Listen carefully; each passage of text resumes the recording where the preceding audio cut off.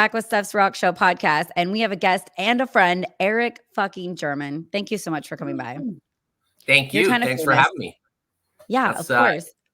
Pretty cool background you got there, Steph. You know, it's high budget. My best friend sent it to me. I think it's from Amazon. So tell us about yourself. You're an attorney, rock star, keeping the rock stars safe behind the scenes. How did you get started in all of this? Well, I mean, I started playing music, right? I'm a musician at heart and a lawyer by trade, right? So I got involved with music really early. I mean, it's my life. I've been listening to hard rock and heavy metal music probably since I was like 12 or 13 years old. I'm 53 now. So no, you aren't. I've been You're going 25. to shows. I've read every magazine article. I've gone to, I've worked in record stores. I've worked in recording studios. I learned to play guitar. I learned to play bass. I've interviewed bands. I've done all the things you can do to be attached to this music that we love since I was old enough to make decisions for myself about what I wanted to do with my time. Right. So Neat.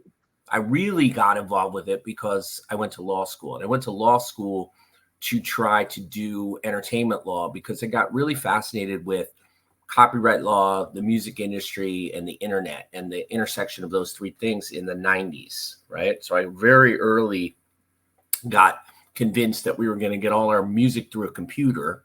Everything was going to be digital instead of physical, and that these computers were going to unite people and unite communities. And, pre-social media, I became convinced that all of us fans of the underground shit could find each other by getting together online. Right. And with those two things, I went to law school with the idea that I was going to learn everything about how the law worked in those areas to try to help build, the new, streaming economy. Right. And once I got into that, and I really got kind of my general stripes as a lawyer, I really started working on the other side of what I do, which is music business, and trying to really understand how to help talent and help creative people learn to, attack this industry and connect people with, find and discover talent and connect it with artists, managers and record labels and music publishers and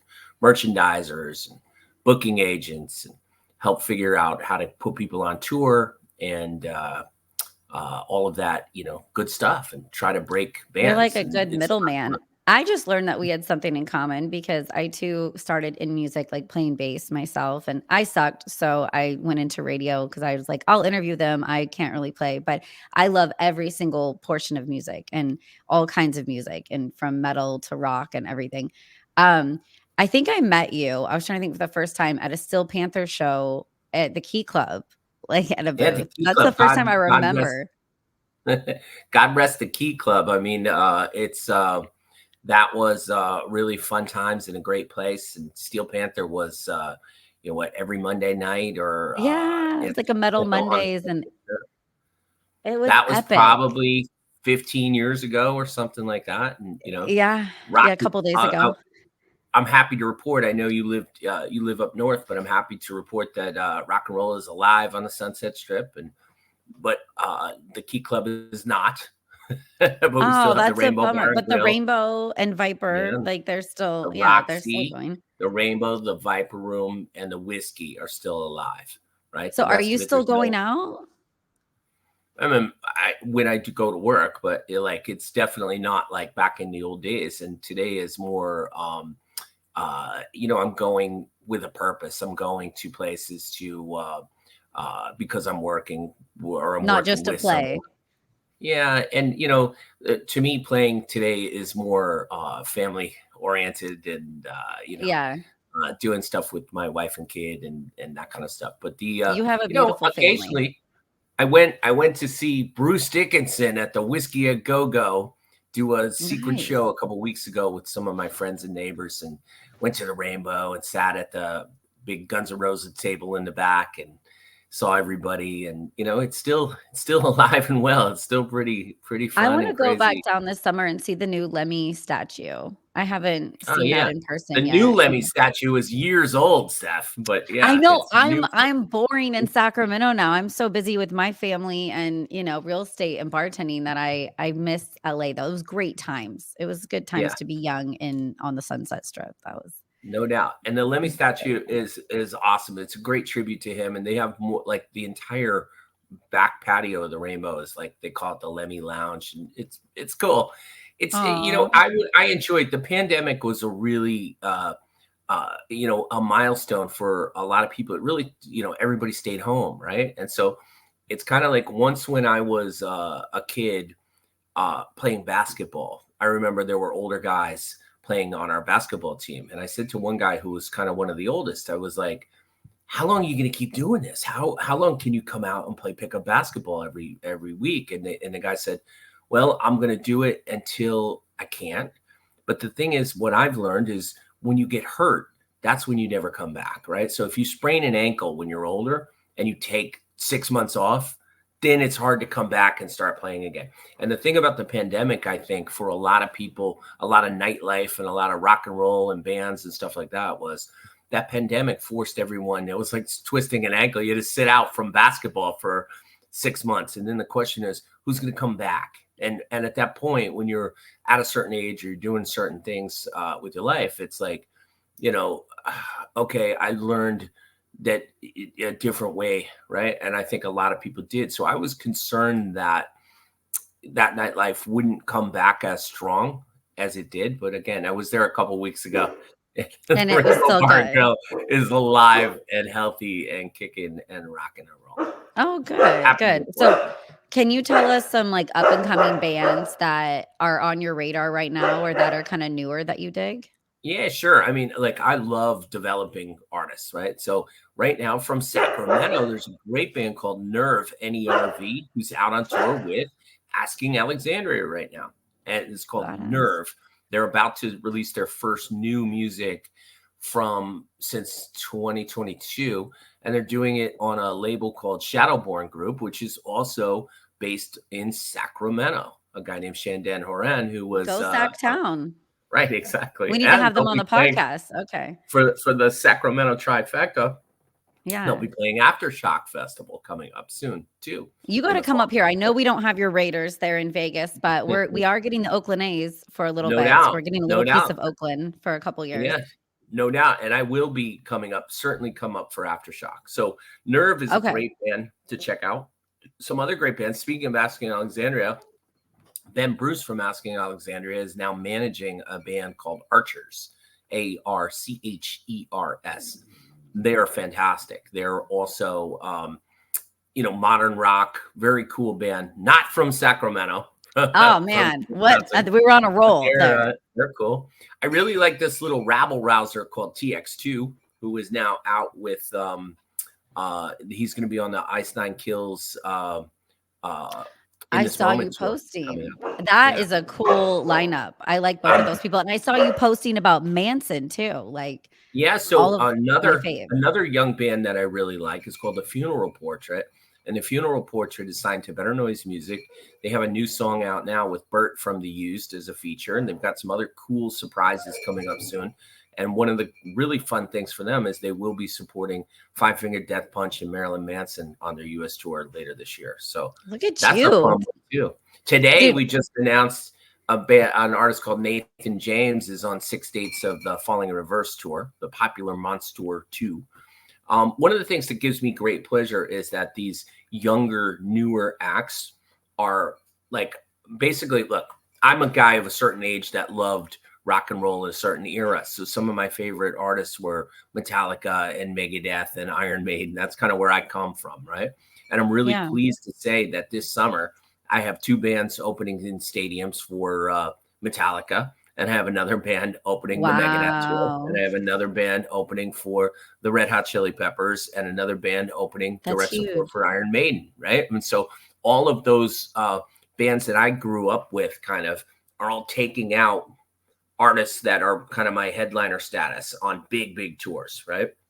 And That's then the incredible. headliner bands are all taking out, with the Funeral Portrait going out with Death Punch, and TX2 going out with Ice Nine Kills, and Nerve going out with Asking Alexandria, and Nathan James going out with Falling. Like all of those kids are on those mid-sized tours, and a lot of the, I've even got Hyro the Hero, if you remember him, out with Mudvayne, and like I've got Wow.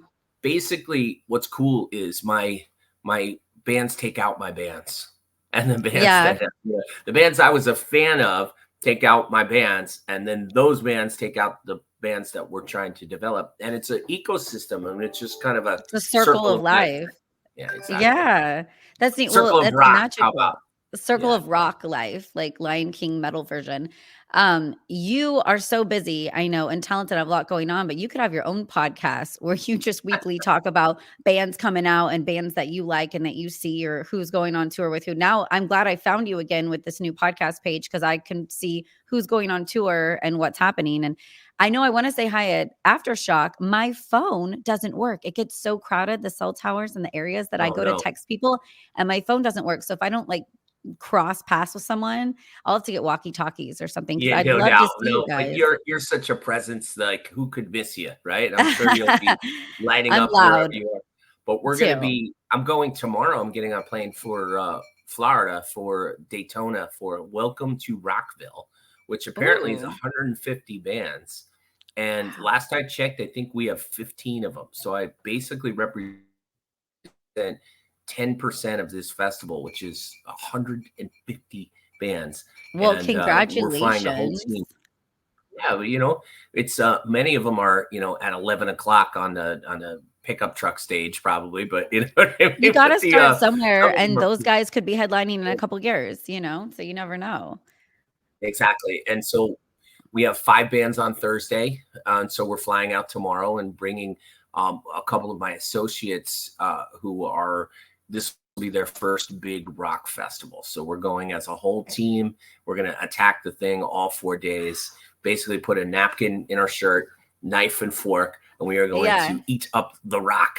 And Are you it'll having be like cool. We get a chance airborne to see and everything. water? You need to rest. You need to have like a pre-flight package, a pre-festival. Just put your feet I told up. my associate, yeah, I told my associate yesterday, she was scheduling a call for like an hour before one of our bands went on like on a festival day. And I called her last night and you have no idea. Oh, I Nah, thought I could step away and take that nah. call. Nah, it's not gonna be like that, right? I'm like, you're Yeah. gonna be No, hot, thank you're you. gonna wear good, comfortable shoes.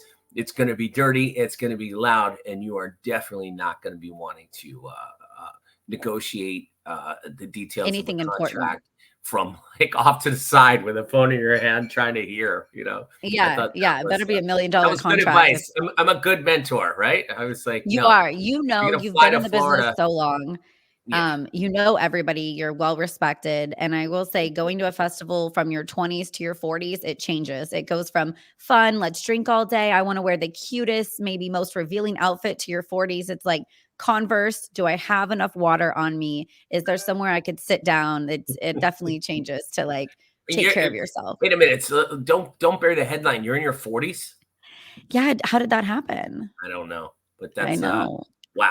I Life was is just I was a baby. it's racing by, but and that's the thing, It like is. as where I'm at right now, I think of myself like the bands I'm breaking right now at their 25th anniversary. Like if an album came out this year, I'd be 78 at the 25th anniversary tour. No. Well, you're gonna be alive with your horns up, rocking it That's right.